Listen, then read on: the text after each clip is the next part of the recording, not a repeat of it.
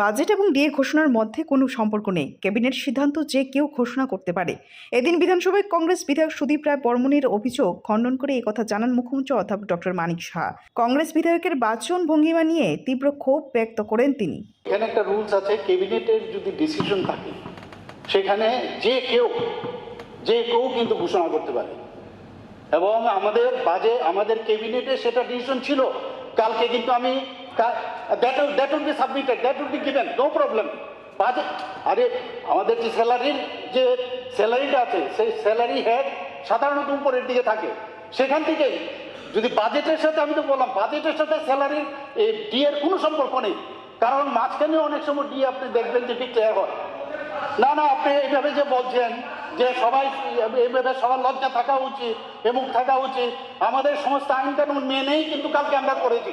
আপনি ভেবেছিলেন কালকে বাজেটের পরে আপনি বলবেন যে কি হলো, ডিএর দিয়ে কিচ্ছু হলো না, যাতে আপনারা ক্রেডিটটা নেন।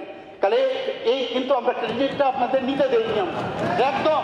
আপনারা কি বলছেন, আপনি সবাইকে ইনসাল্ট করছেন, আপনি সবাইকে ইনসাল্ট করছেন।